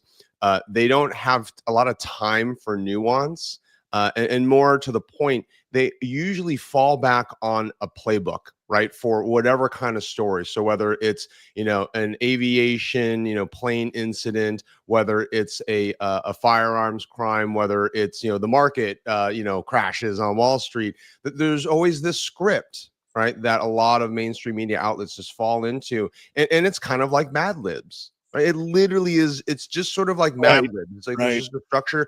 Plug in the name of the city. Plug in the number. The number of good guys and bad guys, and show some B-roll footage of the scene, and that's sort of it. So it's a combination, I would say, of mainstream media outlets being lazy, also probably giving viewers, some viewers, what they want to see, which is sort of just lazy dribble, right? Which is no critical thinking, not the full set of facts. It's just sort of boiled down to either a pro or a con, right, against whatever the issue is, right? And so, unfortunately, in our case, for Second Amendment advocates and gun rights advocates and gun owners, we're often on the losing side, right, of the argument here, in terms of the mainstream media is typically very anti-gun, right? They either have an anti-gun bias, or they conveniently omit certain facts, and again, because of a variety of issues, a variety of circumstances. But this is where I hope the mainstream media, right? We know that traditional media has been dying a very slow death over the past few decades with the rise of the internet, and it's a question of how does mainstream media continue to be relevant, right, in our lives, and more importantly, on the ethical, a moral side of things, I would say, is how do they deliver real news that is the truth, right? And then let viewers decide, well, what is our opinion about, or, what is the actual truth once we know what the facts are, and we can see, right, different angles of a particular story. So I think when it comes to gun news, the mainstream media, right, this could be an opportunity for them to not only shake up the box and maybe make themselves a little more relevant, but to also shine the light on what is actually happening in these these violent crimes and incidents where a firearm is successfully used in defending individuals. Well, and I think what we're looking for is we're not necessarily, I mean, I don't even care if I don't want them to necessarily go, pro gun side or, the thing is we think of non-biased journalism as getting both sides of the story, presenting both sides of the story, and then letting the listener decide, letting the reader decide, right? That's what it's supposed to be about. And as you said, we're getting to the point today where they have a playbook, or here in Alaska, what I see a lot of, especially in the political reporting, is essentially somebody takes the press release from the left or the right or whatever, and they drop it into Chat GPT and have them rewrite it, and that's how they report it. I mean, it's just there's no, there is no competing idea. So here's what the one side said, but you don't get what the other side said. Or if you do, you get one, you get a 15, 20 paragraph story, and you get one sentence from somebody who's on the other side that said, well, I disagree with that. No reasoning, no whatever. And this whole thing about defensive gun use and good guys with a gun is, I mean, it's a crazy story. Again, we've been going over the numbers this morning, but, we got 330 million people in America. We've got 400 plus million guns. We've got 15,000 at the last report, just under 15,000 homicides with firearms.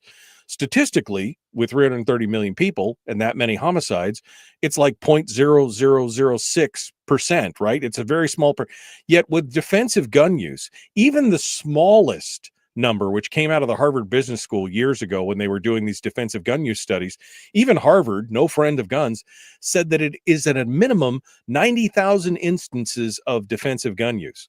And John Lott argues that it's up over 2.5 million, because that was just defensive gun use where they were actually fired. 2.5 million defensive gun uses, and in the vast majority of them, like this thing in Walmart, no shots were fired.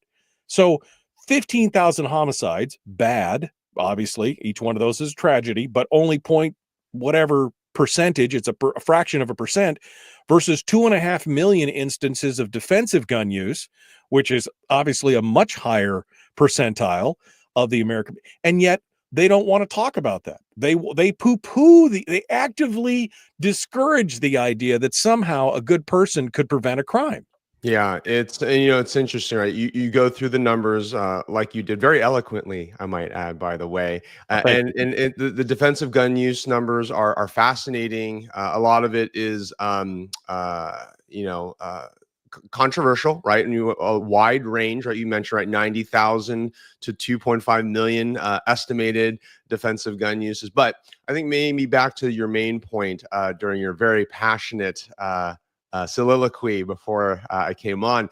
This is a war for the heart, to win over the hearts and minds, right, of Americans. And I think, in addition to the data, we need to continually push back, right, against this narrative that guns are bad. And a lot of viewers then they jump to the next step that, well, guns are bad, and therefore guns, people who own guns are bad, right? And we need to push back against that narrative, because we gun owners and pro Second Amendment and pro civil rights Americans, we are the majority in this country, right? And so we need to continue to use our voices and push back against this anti-gun narrative and this attempt to demonize firearms, to demonize law-abiding gun owners. It is not acceptable to me. I know it's unacceptable to millions of other Americans, and I want to preserve my civil rights. I want to preserve the civil rights of the rest of our country. And so we just have to continue to say, look, like these criminals who are using firearms to commit crimes, they are the minority, right? And we need to protect our civil rights for the majority of us who are not committing any crimes, right? We are lawful gun owners and firearms users for hobby, for sport, etc. So we continue to be in this moment. What are we going to do? And I want to encourage everybody to continue to speak up, right, for the Second Amendment and for our gun rights.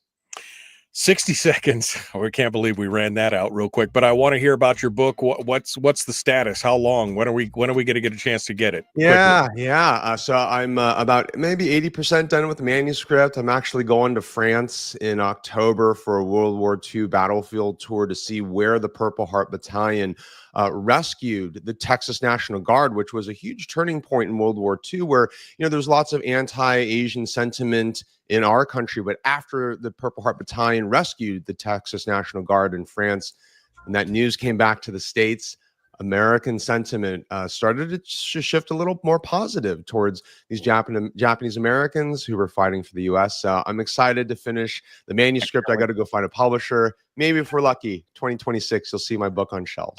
I can't wait, my friend. I can't wait. Chris Cheng, Top Shot champion. Thanks so much, folks. We got more coming up. Willie Waffle up next. The Michael Duke Show.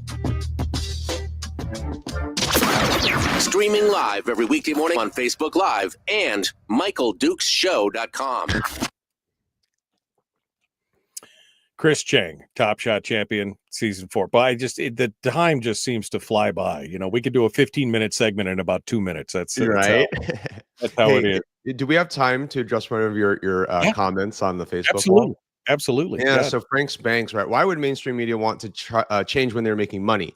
Just the whole movie industry. They just remake old successful movies. Both don't like change.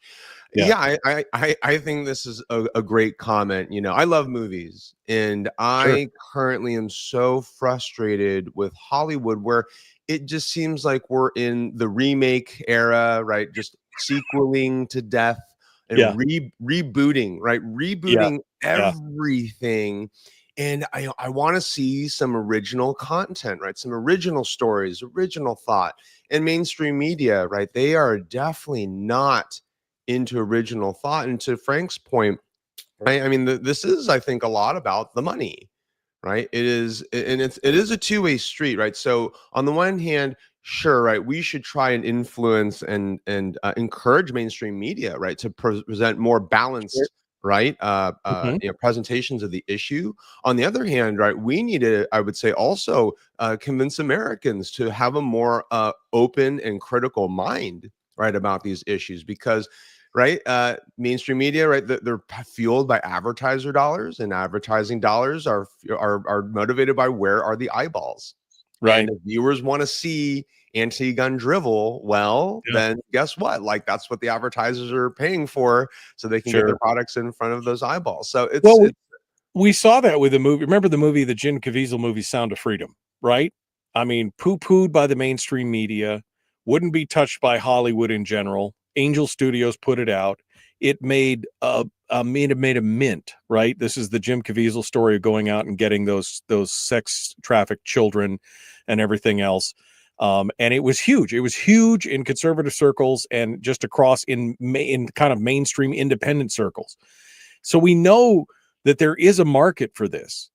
And again, Hollywood puts on that shocked face all the time when somebody will put out a story or a movie of faith, that has some kind of Christian theme, or a story that's a feel-good story like the Sound of Freedom, where those kind of things happen, and they're shocked. I tell you that this story resonated with people. It's just they're so far out of touch, and they believe that everybody should feel the same way that they feel. And like you said, I just want some new stuff. I just want news stories. How many times have you watched a movie that's got a premise, that's got a twist or something in it that's totally different, and you're like, man, that was really great, because it wasn't the same thing over and over again? I mean, look, there's nothing new under the sun, and you can only tell a story so many different ways. But when somebody comes out with something new, it really resonates with people. And instead, like you said, we're getting the rehash of the rehash of the redo of the rehash. And that's tiring, at some point. How many times can Batman be rebooted? Right, exactly. See, I agree with Terry here. Terry says Chris needs to be on for a half-hour segment. I would have Chris on for an hour segment, but he's a very busy man. He's got espresso to drink and things to do. I got my coffee, but no, let's formally schedule a longer segment in the future. We can take you right from the top of the hour. If you're there at the top of the hour, I can just take it. It'll be a good half hour, 40 minutes. That'll be fun. I just, I love talking to Chris, and he's always got great things going on. Shoot to Win is in its second printing, right? Second edition. And we got about 90 seconds here. What else are you working on, Chris? I know you're working on the book. That we're going to get to that, but what else are you working on, real quick here?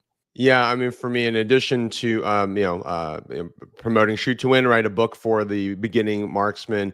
I'm continuing to advocate for the Asian American and LGBT communities. For the Pink Pistols and the Asian American Gun Owners Association, which are two pro Second Amendment organizations supporting this notable increase in first-time shooters and first-time gun owners in both of those demographics. We're seeing this unprecedented shift, right, in the face of the American gun owner. And, for me, I see that as a positive thing, right? We're getting more people into the shooting sports, into self-defense and basically taking personal responsibility, right, for their own safety, right? We're seeing the world is literally changing around us, and there's a very smart group, right, of Americans who are realizing that anti-gun activists who want to defund the police are not the ones who are going to keep them safe. And so therefore, they are not your friends, right? They are not your friends. And what they've been telling you is a lie. People figured out it was not easier to get a gun than it was to get a library book around COVID, right? They figured that out real quick. It's frustrating to watch, but that's where we're at. And I'm happy to see that we have more and more first-time shooters, especially amongst, women, minorities of every kind, and everything else. I think that is important. All right. Top Shot Chris is where you go. That's his website. He's got links to all his social media and everything else. I'm sure he's doing more YouTube-y stuff and everything else.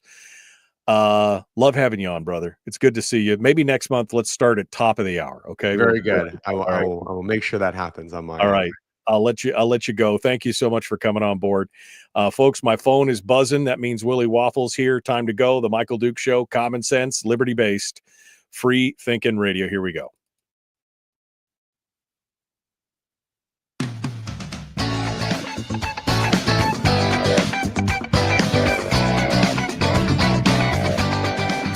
Okay, the weekend is here. We're ready to go. Willie Waffle, Waffle Movies. No, just Waffle Movies. Hello, my friend. I'm gonna break myself of that habit one day. It's okay, man. I'm just Willie. Hi.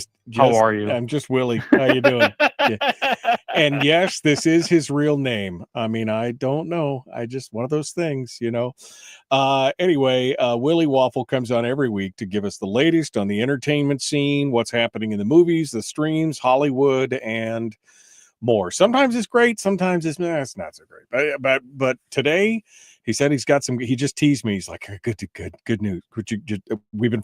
What are you telling me about? Big. It's big stuff. Hit me with what you got. It's big. I'm just gonna read it to you. A Lucasfilm spokesperson said in a statement provided to Variety today, and this was last night. It happened around like 5 o'clock, like right as all the news stories were wrapping up for the day. Quote. The Walt Disney Company and Lucasfilm are pleased to announce that we have reached an agreement with Gina Carano to resolve the issues in her pending lawsuit against the companies. That's right. Oh, man. Gina Carano sued them when she got fired from The Mandalorian, and they cut a deal. Yeah. It is all now. They're not releasing any of the details. Yeah. This is my favorite line from the statement. Get ready for this. Ms. Carano was always well respected by her directors, co-stars, and staff, and she worked hard to perfect her craft while treating her colleagues with kindness and respect. With this lawsuit concluded, we look forward to identifying opportunities to work together with Ms. Carano in the near future. Baloney! You're never working with her. She beat you. She embarrassed you.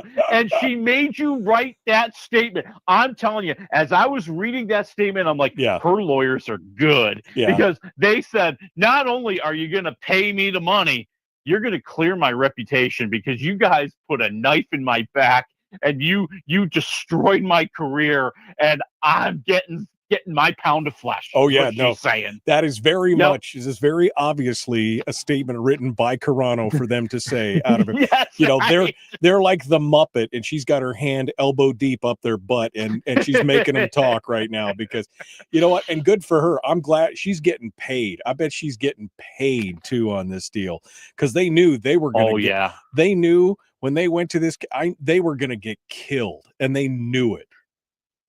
Yeah, and you know, and you got to understand everything she lost. I mean, you know, not only did she lose her role on, you know, one of the you know, premier programs of the last 5 to 10 years, okay, but there was going to be a spin-off with her character. Hey, there's a Mandalorian movie in the works. I bet she would have been in that too. Yeah. I mean, she lost all that money, and you know, and it's kind of like, and I look at what's going on with Sydney Sweeney right now. It's like, you know, everybody got out they got out their whooping sticks and they said, "You're a Republican? Well, we can't stand for that." And you know, Carano fought back. And you know, you'll remember she said, "Listen, other people on this set, people who are stars of the TV show, like Pedro Pascal, have said some pretty nasty, horrible things about Donald Trump and the Republican Party, and you haven't censored them, you haven't you know, punished them, you haven't fired them, but you're coming after me. Not gonna play that game." No, I mean, they knew because she started dragging that stuff out after they fired her, and I think somebody at Disney, you know, you heard their sphincter slam shut from about 500 miles away when they realized, oh my God, she's got the dirt. She's not letting this go. She's not going to go quietly. And not to mention, not just in courts, but in the court of public opinion, because people were so incensed by what they did over this thing. If this thing had to go to court and she started dragging all that stuff out again, oh, Disney, I mean, you want to talk about, you know, dragging them through the mud. This would have been brutal. This would have been absolutely brutal.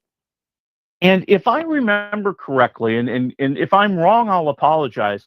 I thought Elon Musk was helping her. Like, I thought that he was actually providing some support as part of like his freedom of speech initiative. Yeah. So she had deep pockets just like Disney did. And I think that's what made it more formidable. They couldn't just, you know, run out the clock and drain all of her resources and make her give up because of being poor. Yeah. She had somebody backing her too. Yeah, no, she did. Elon Musk publicly pledged to financially support users who faced employment consequences due to their posts on X. And he followed through this by funding the lawsuit against Disney and Lucasfilms. So yeah, this is a big deal. Now, do you think, I mean, I know that she made them say that. Do you think that Disney would ever come back to that? Or do you think that they would eat enough crow to do that? Or do you think that she's cleared her name and she'll never go back to Disney? I think it's a little bit of both. I mean, I really do. I think that, you know, Disney won't work with her, and I don't think she'll work with them. I think that, you know, I think she is going to find that there is a lot of fruit to be picked off the tree of, you know, doing more of a conservative career and making movies that are in that sphere, because we've seen time and time again, you know, there are very profitable movies that have more of a conservative or more of a right-wing feel to them, and there's an audience for that, and people are going to spend their money there. And let's face it, Gina Carano is their hero today. Yeah. She is their hero. She can do just fine. I think she'll be all right. There was a rumor floating around that the settlement was in the $115 million range, but she doesn't have to work that. Well, yeah, I mean, that was later. Newsweek said that's not true, but when you start, like you said, when you start thinking about all the pay from every episode she'd be in the series, the possibility of a full spinoff with her as the star, and then the movies. I mean, it is in the tens of millions of dollars of lost revenue, not to mention the besmirchment of her character, her career, and her professionalism. Yeah, no, I mean, I'm so glad. I am so glad that this is going on. And it just reminds me again, I mean, Disney is just taking, you know, it's like Johnny Depp, right? proven innocent Yeah. of all charges. He was one of their biggest in the Pirates of the, and yet, he said he'd never work with him again, which was just, again, this is what happens when you play to the mob. And that's what they did. They tried to play to the mob, and they're getting killed over it. Oh, I agree. I always fall back. The famous quote that might not really be Michael Jordan's quote, but I still believe it.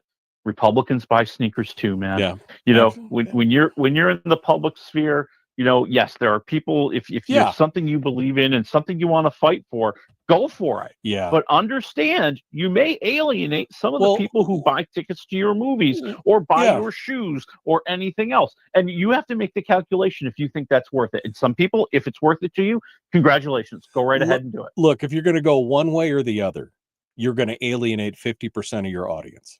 Period. Yeah. That's the thing. I mean, it's just, we tell all the music jocks in radio, don't get political one way or the other, because you're going to alienate once. It doesn't matter. It is, just we're here to just do business, make money, and fill a need for people. Stop with the nonsense. Anyway, we took up way too much time on that, but it was worth every bleeding minute of it. Let's get to the quickly here. Let's get to the reboot of the week. Of course, there's a reboot. There's always another reboot. There is. They spun the roulette wheel of reboots again today, my friend. The roulette wheel of sequels and reimaginings. And what did it fall on? It fell on T.J. Hooker. Yes, William Shatner's campy, absolutely brilliant 80s cop show is going to be made into a movie on Netflix. And they understand, while T.J. Hooker, the 80s program, was much more serious and dramatic, we got a lot of laughs out of it. And they're going to get a lot of laughs out of it, too. They're going to make it more of an action comedy spoof of the show to appeal to the 21st century crowd. I think this could work. I think this could work. I you know what? And they're already talking to Shatner. They openly said, "Listen, we're talking to Shatner. We want him in here." And I mean, there's a lot of folks that they could have. I mean, Adrian Zemed is still there. Heather Locklear is still around. I think Heather Thomas is still around. They could get the whole gang back together. Oh my God, that would be so hysterical. I remember watching T.J. Hooker when I was younger, but I mean, I don't remember much about it other than, it was just like all the 80s cop shows. It, not serious procedurals and just more, zhuzh than anything else. But that's okay. Well, and the best part of the show. Whenever one of the bad guys was trying to get away, T.J. Hooker was hopping on the hood of that car and holding on. And he was going to take in the criminal, even if he had to ride that car all the way to Mexico. All right, great. All right, we got time for one more quick one. If you ever wondered how much these stars make on movies, the movies that you see on reruns on cable or the movies that you watch as a kid, if you ever wonder how much the stars make on those movies, well, Peter Ostrom from Willy Wonka will tell you exactly how much. What? Yeah, he will. 54 years after he made the movie, which the movie was not a big financial success. Right. It found a life on television and on video when VHS first came out. And so, a lot of people love it. They know it. It's a childhood favorite. And somebody asked him, "Hey, Peter, how much money do you get from that movie these days?" And he goes, "Yeah, about $8 or $9 in royalties every 3 months." That's it. Yep. $8 or $9 and became a vet. Yeah. 54 years later, $8 or $9 in royalties every 3 months. So he's making $2 a month off the movie. Great. He can buy a latte. It's true. He can buy well, that's and you're right, because I remember we actually had that movie on Betamax. That's how that's that back in the day. It's kind of crazy. All right. We don't have any more time for stuff. Let's go. We got King of the Hill, The Pickup, and Freakier Friday. Hit me with it, baby. All right, well, let's get Freakier Friday out of the way, because this is the sequel that you didn't want. It's the sequel I didn't want. Yeah. But I will tell you, I was in the theater last night, and it was full of all sorts of young gals who were, teenagers in college, and it's going to make a lot of money. And if you remember correctly, Jamie Lee Curtis and Lindsay Lohan played a mother and daughter combination, back when the original movie came out, and they switched places. And the only way they could switch back is if they truly started to understand each other. Well, now it's happened again. except Lindsay Lohan has a daughter, and Lindsay Lohan is getting married to some other guy, and he's got a daughter, and all four of them have switched places, and the two daughters who hate each other are going to do everything they can to break up the wedding and have the life they really want to lead. But maybe along the way, you think they might learn something. Oh, they might learn love and friendship, but it's also, and I take exception when you say the original, because the original. No, that's true. That's true. You're right. Original You're right. was a Disney movie back in the day, hysterically, and I can't remember the gal's name. She was also on the. She played the twins. I can't remember in Pollyanna. Yep. I can't remember her name. Anyway, but yeah. So give me -1 to 4 waffles. Where you at on Freakier Friday? Yeah. I'm at 1.5 waffles, and that's mostly because Jamie Lee Curtis playing a freshman high school girl who's freaked out about being trapped in Jamie Lee Curtis's body is one of the funniest things I've seen all year. Jamie Lee Curtis is my new goddess. She is amazing. She is funny. She is the best. She is great. She is great. All right, that takes us over to the last two. Where are we going to go? All right, let's go with The Pickup on Amazon Prime. That's right. You don't even have to leave the house to see the new Eddie Murphy movie, but they've teamed him with Pete Davidson, and that's where things start to go wrong. But they're armored car drivers.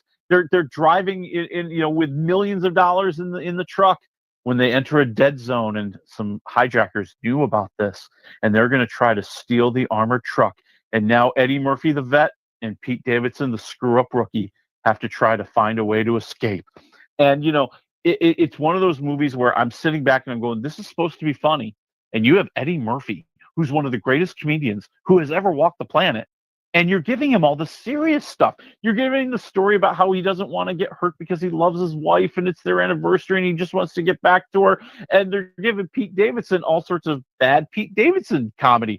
I mean, it's got a decent plot. I mean, you can follow the plot. I think it tries to get a little too sappy at the end. I think that they don't have a lot of chemistry together.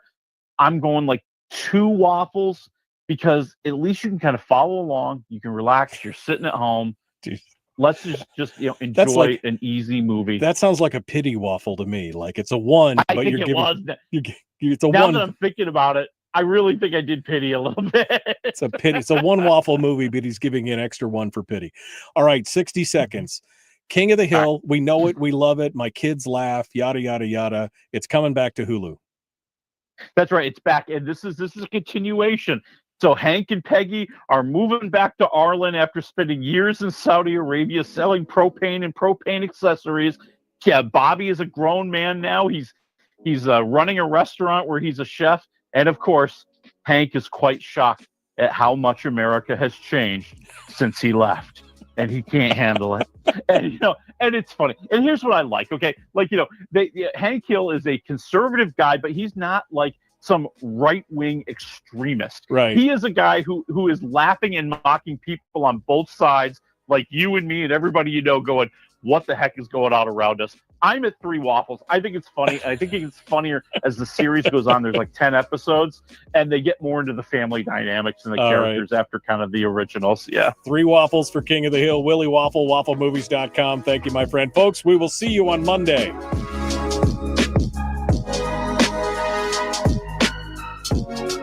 Okay, I have to back up. Let's jump back to The Pickup real quick here because I hadn't even heard about this movie until really, I guess it was yesterday or day before. It popped up on my popped up on the title screen on my Amazon. You know what I mean? I'm watching TV and and I'm like, is that Eddie Murphy? My wife's like, I don't know. As I said, it looks like Pete Davidson and Ed. She's like, yeah. So we watch the trailer and I'm like, I don't know. I mean, I'm just like, I mean, the trailer just interesting premise. They get hijacked. They're supposed to help some chick to get, steal money. I don't know what the deal was, but by the end of it, I was like, I don't know. Okay. I mean, like you said, Eddie Murphy is one of the funniest guys in the history of comedy, and it just didn't suck me in. It just didn't grab me. I don't know what's going on there. Yeah, I think it needs better material. I think the writing is average. I think the action is stuff you've seen in every, car chase movie ever. Stuff's blowing up. They're shooting at each other. They're trying to make escapes. I mean, there's nothing original there. Pete Davidson is in full Pete Davidson mode, acting as goofy and silly and crass as possible. which not my cup of tea, but obviously it works, and it works for lots of many beautiful women. So he must have figured something out. So I think that that routine is what really kind of makes you go, it's all right. Right. It's not horrible. It's not bad. I wasn't like, sitting there falling asleep like I was during Freakier Friday. I just, I think it's an average kind of get along, go along movie. Okay. All right. Well, that's a one waffle movie with a pity waffle on top of it. It's a one waffle movie. All right. Next week, what is in the hopper for next week, Willie? Boy, it might not be a great week. I mean, we got Nobody 2. That's the sequel to the Nobody movie that was a big hit during COVID. That was a surprise. So that's out there, and we'll see what else. I'm looking forward to Nobody 2 because the first one was real. Did you like the first one? I don't remember if we even. Yeah, I thought the first one was pretty good. The first one was pretty good. Well, it's because Bob Odenkirk is just so. He's just the average guy, right? He's just the everyman. And when you watch it and then you're like, whoa, this guy is like a John Wick badass. And it was just, anyway, I really enjoyed it. I really enjoyed that movie. And when I saw the trailer for the new one, I was like, oh, this is going to be great. This is going to be great. All right. Well, so that and whatever else comes up. No, of course, we're in the doldrums now for movies coming out. There's really nothing happening. Can I offer you, can I give you a homework assignment? Uh-oh. Okay, what is it? I'd like you to review Twisted Metal on Peacock. Okay, I've seen a couple episodes. Yeah, the Anthony Mackie. It is crazy and over the top. It is wild. It is insane. And yes, I found it very funny.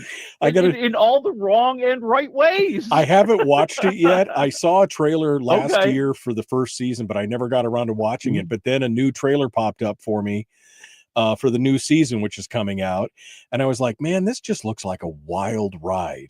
And then I looked it up and it's, it's like 81% on Rotten Tomatoes and 7.3 out of 10 on IMDb. And I'm like, well, maybe this is good. I got to get a waffle meter on this. Yeah. So I thought it was fine. I mean, like I said, I remember when it first came out and, I saw the first few episodes. I didn't keep up with it because, life gets in the way, man. Yeah. I know how you are. Yeah. I know how you are. But no, I think you can do it. I think you would really enjoy it. Okay. All right. Well, if you do watch more of it, I'd like to hear more about it next week. All right. Well, you still haven't caught up on what was the other one that I gave you? Well, Ballard, I got to get caught up on. I've totally fallen off on that. I gave you I gave you Ballard. I gave you Bosch. I don't think you ever finished Bosch. Did we talk? We talked about Hannah. I don't think you watched The Expanse. I think there's a lot of stuff that I've recommended to you that you just basically gave me the finger on. So, I think you're realizing what life was like for my teachers who gave me homework when I was in school. I could see that. I could see that. F, Mr. Waffle. F, you're getting an F, Mr. Waffle. Please step to the back of the class. All right. WaffleMovies.com. Thank you, my friend. Appreciate it, brother. We'll talk to you soon. All right. I'll talk to you soon. All right, folks, we got to go. We'll see you on Monday. Don't know who's going to be on, but we'll know more then. Have a great weekend.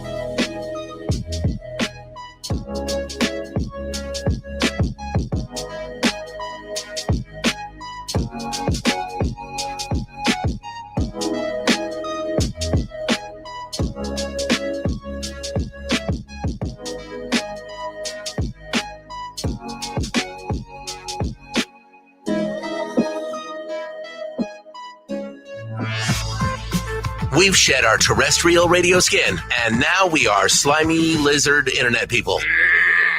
It's the Michael Duke Show.